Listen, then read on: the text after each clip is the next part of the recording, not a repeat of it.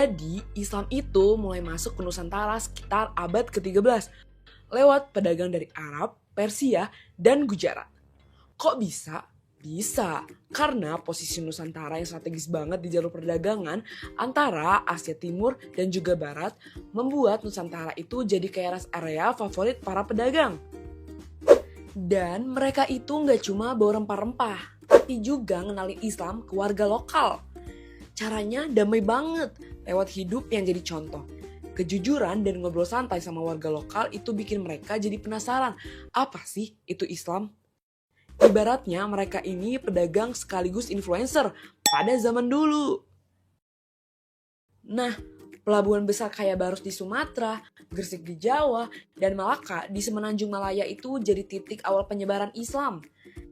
Pada masa Islam juga itu masyarakat dibagi-bagi menjadi beberapa lapisan, kayak bangsawan, ulama, pedagang, dan juga rakyat biasa. Nah, tapi yang keren, nilai-nilai Islam itu ngenalin konsep kesetaraan, di mana semua orang itu dianggap sama di hadapan Tuhan.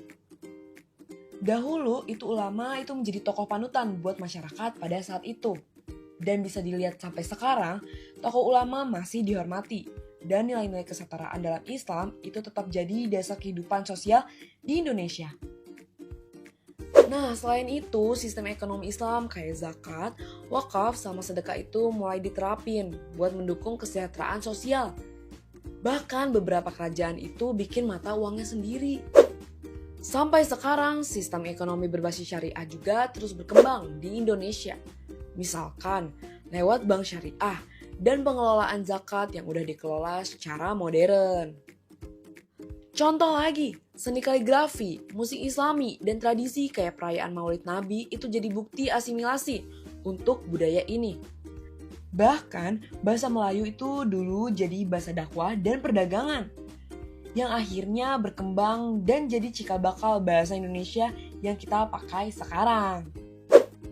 Dan dalam arsitektur, masjid-masjid kayak Masjid Agung Demak itu nunjukin perpaduan antara gaya lokal dan juga Islam.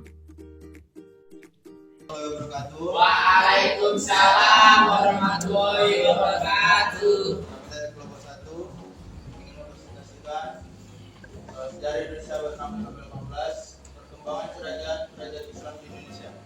Sebelum kami mempresentasikan, izinkan kami untuk memperkenalkan anggota pembimbing. Dari saya sendiri, saya Adira Nudia dengan NIM 24070645 sebagai moderator. Dan coba saya Pantai dan Satrio di 24070685. Perkenalkan, nama saya Timothy Ramadano dengan NIM 24070909 sebagai pelajar materi. Perkenalkan, nama saya Bima Sastra Negara dengan NIM 24074003 sebagai pelajar materi.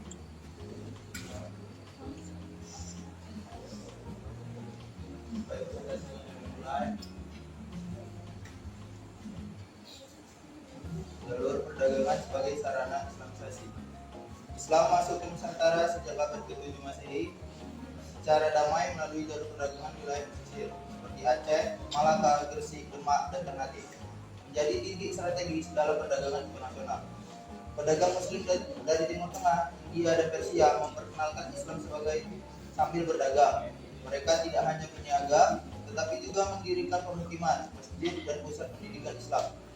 Hubungan sosial dan budaya antara pedagang dan masyarakat lokal menjadi jembatan utama penyebaran ajaran Islam secara bertahap. Peran ulama dan sufi dalam penyebaran Islam. Ulama dan sufi memainkan peran sentral dalam memperluas ajaran Islam ke masyarakat akar rumput. Para sufi menggunakan pendekatan dakwah yang lembut, akomodatif, dan menghargai budaya lokal. Mereka menyebarkan Islam melalui seni, sastra, pertunjukan, cerita rakyat, dan tradisi lisan. Ajaran disampaikan dengan cara yang mudah dipahami dan tidak memaksa, sehingga lebih diterima. Pendekatan ini memperkuat Islamisasi tanpa benturan keras dengan kepercayaan lama, menjadikan Islam bagian dari identitas lokal.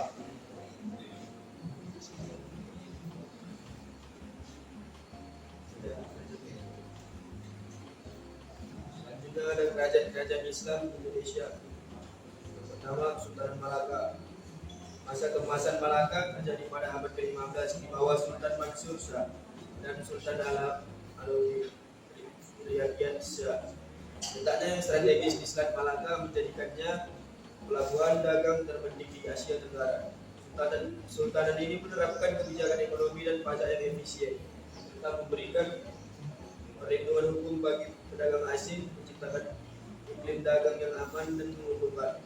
Hubungan diplomatik dijalin luas lewat persekutuan dagang dan pertigaan politik, memperluas pengaruh hingga ke Sumatera dan Kalimantan.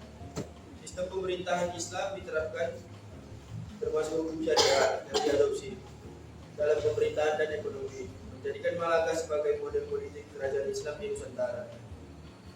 Selanjutnya ada Malaka sebagai pusat pendidikan dan budaya Islam.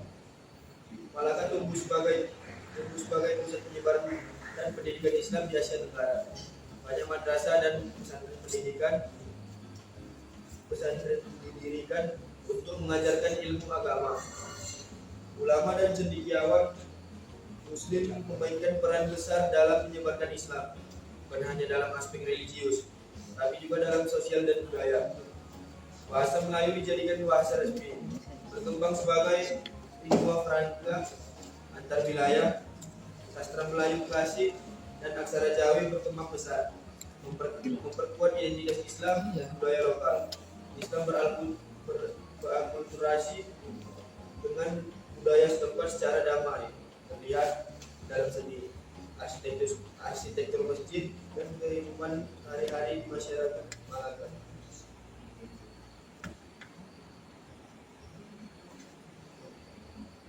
Selanjutnya ada Kesultanan Aceh. Puncak kejayaan di bawah Sultan Iskandar Muda tahun 1607 sampai 1636 menjadikan Aceh kekuatan maritim dan politik terbesar di Asia Tenggara. Wilayah kekuasaan mencakup pesisir Sumatera dan meluas hingga semenanjung Malaya. Saingan utama kolonial Portugis menguasai jalur perdagangan strategis di Selat Malaka. Pelabuhan-pelabuhan Aceh menjadi perdagangan lada, emas, dan komoditas ekspor lainnya. Pedagang dari India, Persia, Arab, Turki, dan Eropa berdatangan, memperkuat posisi Aceh secara ekonomi, menerapkan sistem pemerintahan tersentralisasi, birokrasi efisien, dan hukum syariah yang tegas. Militer laut yang kuat menjadi penopang utama kekuasaan dan stabilitas. Aceh sebagai pusat Islam dan peradaban di Barat Nusantara. Aceh menjadi salah satu wilayah pertama yang menerima Islam di Indonesia melalui perdagangan dan dakwah damai. Proses Islamisasi berjalan alami lewat interaksi pedagang, ulama, dan masyarakat lokal. Di masa kejayaan Aceh berkembang sebagai pusat pendidikan dakwah Islam. Ulama besar seperti Hamzah Fansuri, Samsudin Sumadrani, Araniri, dan Abdul Ar-Rauf As-Sikili menulis karya monumental dalam tasawuf, teologi, dan hukum. Istana menjadi pusat intelektual dan sastra Islam dengan penerjemahan karya Islam ke dalam bahasa Melayu. Akulturasi Islam dengan budaya lokal tampak dalam seni, arsitektur masjid, dan sastra. Contoh, gaya Aceh. Struktur sosial berubah ke arah nilai kesetaraan, keadilan, dan moralitas Islam menggantikan sistem adat pra-Islam. Hukum Islam diimplementasikan dalam kehidupan sehari-hari, termasuk warisan, pernikahan, dan ibadah, memperkenalkan model kerajaan Islam yang sah dan berpengaruh luas di Asia Tenggara.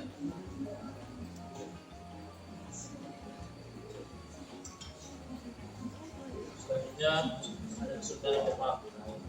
Demak jadi pusat penyebaran Islam di Jawa setelah punya Majapahit. Sultan Trenggana melanjutkan misi Islamisasi melalui penaklukan wilayah strategis. Peran besar Wali Songo dan ulama melalui dakwah, pesantren, dan pendekatan budaya Islam menyebar lewat jalur perdagangan dan peran pedagang Muslim luar, Gujarat, Persia, Arab. Berdirinya Masjid Agung Demak sebagai simbol kekuatan Islam dan pusat kegiatan keagamaan. Islam membawa prinsip kesetaraan, keadilan, dan persaudaraan. Perubahan dalam struktur masyarakat, hukum Islam mulai diterapkan, warisan pernikahan dan lain-lain. Perubahan gaya hidup, salat berjamaah, puasa, zakat, dan gotong royong di tradisi hukum. Muncul komunitas Islam yang aktif dalam pendidikan dan kegiatan sosial. Sultan Trenggana memperluas kekuasaan hingga Jawa Timur dan bekas wilayah Majapahit. Kota pelabuhan di utara Jawa dikuasai dan dijadikan basis kekuatan politik dan dakwah. Punya kekuatan militer laut tangguh termasuk ekspedisi militer ke Malaka meski gagal. Hubungan diplomatik dibangun dengan kerajaan-kerajaan Islam lain seperti Aceh dan Malaka. Terletak strategis di jalur perdagangan pantai utara Jawa dari keunggulan ekonomi. Kota pelabuhan dikuasai untuk menopang ekonomi dan penyebaran Islam. Pergaulan internasional dengan ujaran Arab dan lain-lain mendukung kemajuan umat. Selanjutnya ada Kesultanan Banten. Peran Islam dan perubahan sosial budaya di Kesultanan Banten. Kesultanan Banten berdiri pada abad ke-16 oleh Sultan Maulana Hasanuddin, putra dari Sunan Gunung Jati. Sejak awal Banten menerapkan pemerintahan berbasis Islam dan menjadi penyebar Islam di wilayah Jawa Barat dan sekitarnya. Dakwah dilakukan secara aktif di kalangan bangsawan hingga rakyat biasa, didukung oleh lembaga keagamaan seperti pesantren dan pengajian. Secara sosial, Islam menggantikan kepercayaan animisme dan hidup Buddha dengan nilai baru seperti keadilan, tolong-menolong, dan kepedulian sosial. Pengaruh Islam juga tampak dalam budaya lokal, termasuk seni ukir, adat, dan arsitektur. Masjid Agung Banten menjadi simbol akulturasi budaya lokal dan Islam. Sementara kesenian seperti rebus digunakan sebagai media dakwah. Politik dan ekonomi Kesultanan Banten. Dalam bidang politik, Kesultanan Banten menerapkan sistem pemerintahan Islam dengan sultan sebagai pemimpin negara sekaligus agama.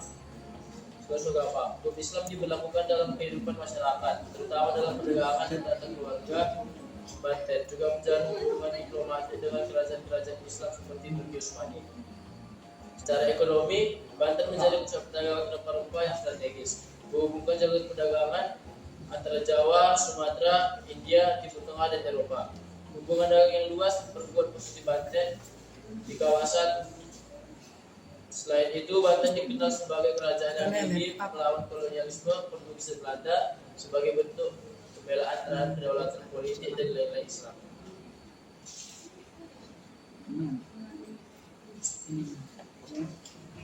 Selanjutnya ada Kesultanan Makassar. Kesultanan Makassar atau gabungan Goa dan Salo menjadi pusat penting penyebaran Islam di Indonesia Timur. Sejak Raja Goa atau Karaeng Matuaya memeluk Islam pada tahun 1605, Islam dijadikan agama resmi negara dan menyebar pesat ke Sulawesi, Nusa Tenggara, Maluku hingga Papua Barat melalui dakwah perdagangan dan ekspedisi. Masuknya Islam mengubah sistem sosial masyarakat, menggantikan kepercayaan lokal dengan nilai-nilai keislaman seperti keadilan, solidaritas, dan persaudaraan. Struktur sosial lebih teratur, hukum-hukum Islam mengatur pernikahan dan warisan, akulturasi, budaya tampak dalam adat, sastra, serta pembangunan masjid dengan gaya lokal sebagai pusat ibadah dan pendidikan. Politik dan ekonomi Kesultanan Makassar. Secara politik, Islam mempengaruhi sistem pemerintahan Makassar. Raja berperan sebagai pemimpin negara dan agama. Hukum Islam menjadi dasar peraturan masyarakat dan sistem birokrasi diperkuat. Hubungan diplomatik dijalin dengan kerajaan-kerajaan Islam lain seperti Aceh dan Malaka. Di bidang ekonomi, Makassar berkembang sebagai pelabuhan dagang utama di Sulawesi yang menghubungkan perdagangan antar wilayah Nusantara dan Asia Tenggara. Kesultanan menjalin relasi dagang dengan berbagai bangsa, termasuk India dan Arab. Makassar juga menjadi benteng perlawanan terhadap VOC, terutama di bawah Sultan Hasanuddin sebagai bentuk pembelaan terhadap kedaulatan Islam dan wilayah Muslim di timur Nusantara. Selanjutnya adalah Kesultanan Ternate. Kesultanan Ternate salah satu kerajaan Islam tertua di Maluku, mulai menganut Islam sejak abad ke-15 dengan Sultan Zainal Abidin sebagai sultan pertama. Islam masuk melalui jalur perdagangan dari pedagang Arab, Gujarat, dan Nusantara, lalu dijadikan agama resmi kesultanan. Ternate menjadi pusat penyebaran Islam di Maluku, Papua Barat, dan sekitarnya melalui dakwah perdagangan dan hubungan politik. Dalam kehidupan sosial, nilai-nilai Islam membentuk norma baru dalam keluarga, warisan dan hubungan masyarakat, ajaran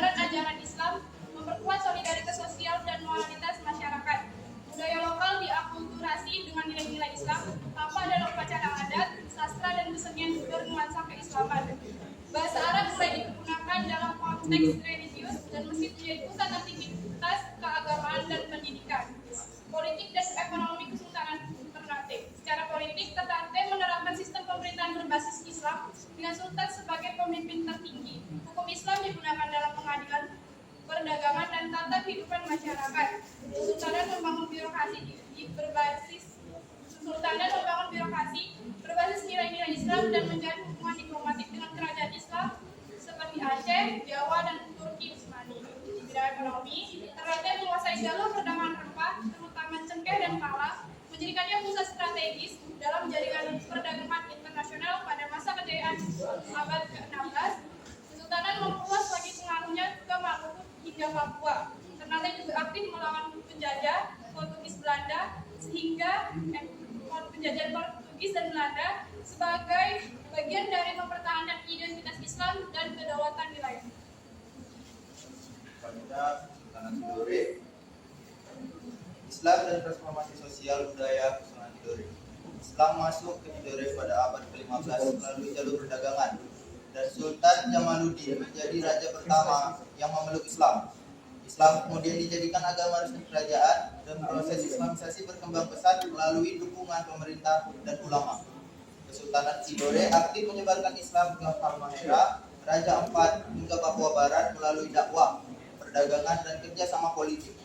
Ajaran Islam membawa perubahan dalam norma sosial seperti sistem keluarga, warisan, dan persaudaraan. Akulturasi budaya terjadi melalui penyesuaian adat dan seni dengan nilai Islam, serta masjid dibangun sebagai pusat kehidupan keagamaan. Bahasa Arab digunakan dalam kegiatan religius dan pendidikan agama.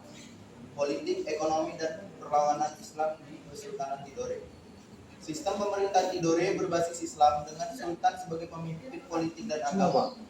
Hukum Islam diterapkan dengan urusan perdata dan sosial, termasuk adanya peran kadi atau hakim agama dalam sistem pengadilan. Secara ekonomi, Tidore menjadi pusat perdagangan rempah-rempah yang strategis. Hubungan jalur perdagangan Asia Tenggara dan Papua. Masa kejayaan tercapai di bawah Sultan Nuku pada abad ke-18 yang menggunakan Islam sebagai identitas perjuangan melawan kolonialisme Belanda dan Spanyol. Nuku memperkuat etnis lokal dan memperkuat posisi Tidore dengan pusat kekuatan Islam dan perdagangan di Indonesia Timur. Masuknya Islam melalui jalur perdagangan. Jalur masuk Islam ke Asia Tenggara abad ke-7 sampai 13. Jalur Islam melalui jalur perdagangan maritim dibawa oleh pedagang Muslim dari Arab, Persia, dan India. Selat Malaka menjadi jalur strategis antara Timur Tengah, India, Cina, bukti arkeologis, koin Arab kuno di pesisir Sumatera, dan catatan sejarah. Komoditas perdagangan dan munculnya kerajaan Islam. Komoditas utama yaitu rempah-rempah, cengkeh, pala lada, emas, kayu cendana. Interaksi dagang melahirkan kerajaan Islam seperti Samudra Pasai, Malaka, dan Demak. Malaka menjadi pusat perdagangan dan dakwah Islam. Peran ulama dan mubalik dakwah pesantren karya keagamaan. Dampak perdagangan Islam pada masyarakat dan budaya. Penerapan hukum syariah dalam pemerintahan bahasa Arab mempengaruhi bahasa Melayu dan lokal lainnya. Berkembangnya sastra Islam, hikayat syair, seni ukir, batik, arsitektur masjid. Kota pelabuhan sebagai pusat penyebaran Islam. Kota penting Samudra Pasai, Malaka, Aceh, Banten, Gresik, Makassar, Ternate. Penyebaran melalui pergaulan sosial, pernikahan, dan aktivitas keagamaan. Penguasa lokal memeluk Islam untuk memperkuat posisi dagang dan politik. Jaringan dagang Islam Nusantara. Pedagang Islam lokal membentuk komunitas dengan antar wilayah bentuk jalur perdagangan Islam Nusantara yang menjabarkan ilmu budaya dan ajaran Islam. Islamisasi bersifat damai, bertahap, dan melalui interaksi sosial, bukan penaklukan. Perdagangan sarana utama Islamisasi yang efektif dan mengakar kuat. Dampak Islam di Nusantara. Dampak Islam di bidang politik. Islam mengubah sistem pemerintahan bercorak Hindu-Buddha menjadi kesultanan berbasis syariat Islam. Raja bergelar sultan, menjalankan pemerintahan berdasarkan nilai keadilan, musyawarah, dan tanggung jawab. Hukum Islam, yaitu warisan, keluarga, perdagangan, mulai diterapkan dalam masyarakat.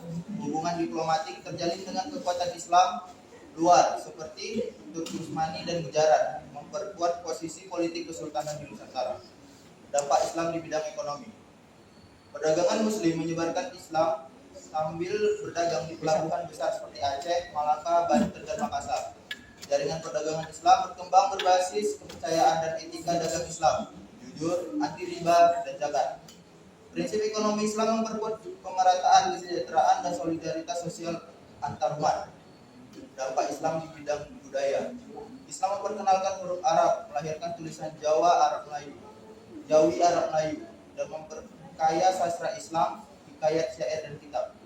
Arsitektur masjid menggabungkan gaya lokal dengan elemen Islam. Tradisi lokal disesuaikan dengan nilai Islam dalam upacara pernikahan, kelahiran, dan kematian. Pesantren dan pengajian berkembang sebagai pusat pendidikan dan pembentukan budaya Islam. Setelah selesai presentasi kami, sebelum kami menutup dengan kesimpulan, kami membuka sesi tanya jawab.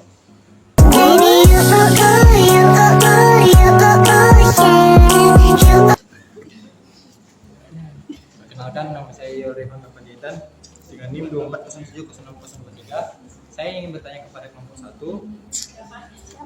ke Pandra. Jika perdagangan adalah kegiatan ekonomi, mengapa bisa menjadi sarana penyebaran agama dan budaya yang efektif, bahkan lebih kuat dari misi keagamaan formal? Terima kasih.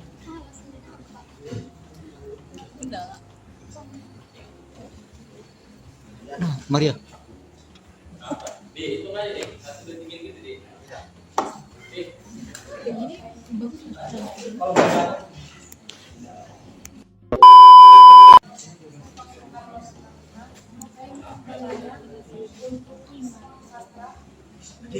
Bagaimana peran Wali Songo dalam proses Islamisasi di Jawa serta pengaruhnya terhadap kerajaan-kerajaan Islam di Jawa?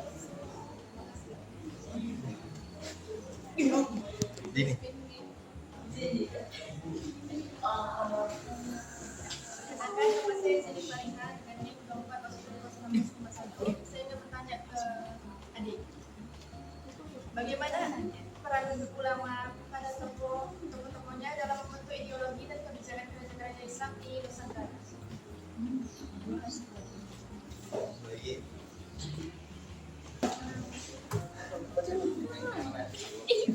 Perkenalkan, nama saya dengan NIM 24070603. Jadi saya mau bertanya kepada Nama Tim. Ini pertanyaannya, bagaimana proses perkembangan dan penyebaran kerajaan-kerajaan Islam di Nusantara, serta faktor-faktor apa saja yang mempengaruhinya? Baik, terima kasih saja. Baik. Terima kasih telah memberikan pertanyaan kepada kami. Berikan waktu kami untuk menjawab pertanyaan kalian. Saya akan menjawab pertanyaan dari Siti Farina. Pertanyaannya, bagaimana peran para ulama-ulama dan tokoh-tokohnya dalam membentuk ideologi dan kebijakan kerajaan-kerajaan Islam di Nusantara. Para ulama dan tokoh-tokoh Islam memainkan peran yang sangat penting dalam bentuk ideologi dan kebijakan kerajaan-kerajaan Islam di Nusantara. Mereka tidak hanya berperan sebagai penyebar agama, tapi juga sebagai pendidik, penasihat politik, penentu hukum, dan tokoh masyarakat. Melalui dakwah, pendidikan, pesantren, dan hubungan perdagangan, mereka menyebarkan ajaran Islam ke berbagai lapisan masyarakat dan ke struktur pemerintahan. Ulama seringkali menjadi penasihat sultan atau raja, memberikan legitimasi keagamaan terhadap kekuasaan mereka. Gelar-gelar Islam yang disematkan kepada para penguasa menjadi simbol bahwa kekuasaan tersebut tidak hanya sah secara politik, tapi juga secara spiritual. Dalam penyusunan hukum, ulama turut serta membentuk kebijakan yang sesuai dengan nilai-nilai syariat, baik dalam bidang sosial, ekonomi, maupun hukum pidana. Kehadiran ulama juga membantu menyatukan masyarakat yang beragam, baik dari sisi etnis maupun budaya, melalui pengajaran nilai-nilai Islam yang universal. Mereka berperan dalam bentuk identitas kolektif berbasis Islam di wilayah yang sebelumnya memiliki beragam kepercayaan lokal. Di masa penjajahan, banyak ulama tampil sebagai pemimpin perlawanan terhadap kolonialisme, menunjukkan bahwa mereka bukan hanya tokoh spiritual, tetapi juga aktor politik yang aktif membela keadilan dan kemerdekaan. Contohnya seperti Wali Songo di Jawa, Nuruddin Araniri di Aceh, dan Tuanku Imam Bonjol di Minangkabau. Apakah terima?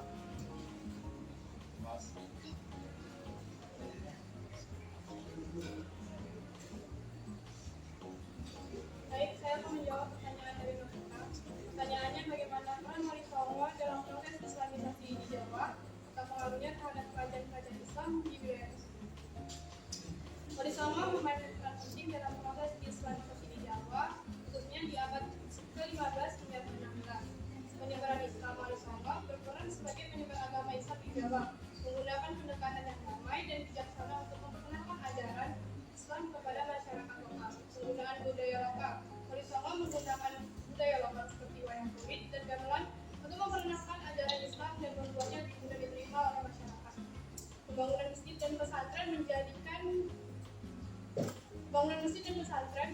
Wali Songo membangun masjid dan pesantren sebagai pusat penyebaran agama, Islam dan pendidikan. Lalu pengaruh Wali Songo terhadap kerajaan Islam di Jawa.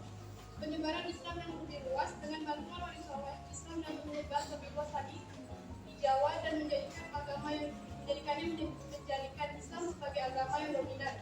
Pembentukan kerajaan-kerajaan Islam, Wali Songo berperan dalam pembentukan kerajaan-kerajaan Islam di Jawa seperti Kerajaan Demak dan Cirebon.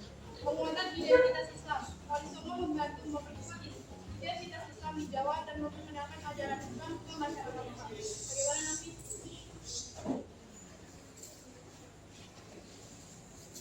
Di sini saya akan menjawab pertanyaan dari Yohanes. Bagaimana proses perkembangan dan penyebaran kerajaan-kerajaan Islam Nusantara tentang faktor-faktor apa saja yang mengaruhinya? Jawabannya, perkembangan dan penyebaran kerajaan-kerajaan Islam Nusantara terjadi secara bertahap melalui jalur perdagangan, dakwah, perkawinan, pendidikan, dan politik. Para pedagang dari Gujarat, Arab, dan Persia membawa ajaran Islam saat berdagang ke pelabuhan-pelabuhan besar di Nusantara. Selain itu, para ulama secara aktif menyebarkan Islam melalui pendekatan budaya dan sosial, seperti melalui pesantren dan pendidikan pesantren. Faktor-faktor yang mempengaruhi penyebaran Islam di Nusantara meliputi: pertama, perdagangan internasional. Jalur perdagangan yang ramai mempercepat pertemuan antara pedagang Muslim dan penduduk lokal. Kedua, pendidikan politik. Perkawinan antara pedagang atau ulama Muslim dengan bangsawan lokal mempercepat penerimaan Islam. Tiga, kelebihan ajaran Islam. Nilai-nilai Islam yang sederhana, fleksibel, dan akomodatif terhadap budaya lokal memudahkan penerimaan masyarakat. Keempat, perulaman mubalik. Mereka menjadikan pesantren dan pusat-pusat pendidikan Islam. Dan yang kelima, hubungan kerajaan-kerajaan lokal. Raja-raja yang memeluk Islam seringkali mengajak rakyat-rakyatnya mengikuti ajaran kami ini. Saya terima. Di sini saya akan menjawab pertanyaan dari Joel. Jika perdagangan adalah kegiatan ekonomi, mengapa bisa menjadi sarana penyebaran agama dan budaya yang begitu efektif, bahkan lebih kuat dari misi keagamaan formal?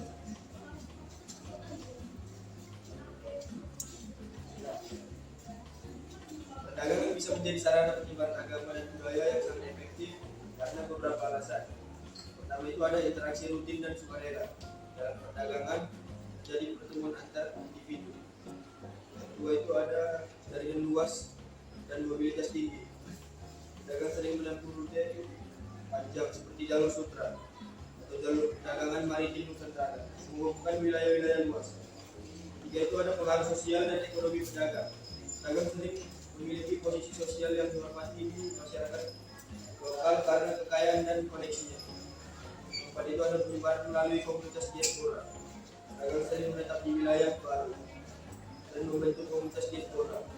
Kelima itu ada adaptasi budaya yang lebih fleksibel, berbeda dengan misi formal yang kadang bersifat di satu kampung. Contoh nyatanya adalah penyebaran Islam di Asia Tenggara yang lebih banyak dilakukan oleh para pedagang dari Gujarat, Arab, dan Persia, bukan oleh penaklukan militer atau misi resmi. Yang sudah kami menjawab pertanyaan dari kawan-kawan sekalian, izinkan kami untuk memberikan kesimpulan dari presentasi kami hari ini. Baik, kesimpulannya yaitu masuknya Islam ke Nusantara melalui jalur perdagangan sejak abad ke-7 membawa perubahan besar dalam berbagai bidang kehidupan. Islam menyebar secara damai melalui interaksi sosial, dakwah, dan kerjasama dagang antar pedagang Muslim dengan masyarakat lokal. Umat Islam melahirkan sistem pemerintahan baru berupa kesultanan, perkenalkan hukum syariah, serta membentuk jaringan dagang yang luas antar wilayah. Kota-kota pelabuhan seperti Aceh, Malaka, Banten, Makassar, Ternate, dan Tidore menjadi pusat penyebaran agama Islam yang strategis. Islam tidak hanya mengubah struktur politik dan ekonomi, tapi juga memperkaya budaya lokal melalui akulturasi dalam seni, sastra, pendidikan, dan adat. Sekitar Sultan seperti Terpasai, Malaka, Demak, Ternate, dan Tidore menjadi pusat kekuasaan yang menjadi Islam sebagai identitas dan semangat perjuangan, terutama dalam menghadapi kolonialisme Barat. Demikian bisa memainkan peran sentral dalam membentuk identitas, peradaban, dan dinamika dalam Indonesia. Sekian presentasi dari kami. Semoga apa yang kami presentasikan berguna untuk kita semua. Dan mohon maaf jika ada tutur kata atau perbuatan kami yang salah di depan. Maka diskusinya. Assalamualaikum warahmatullahi wabarakatuh.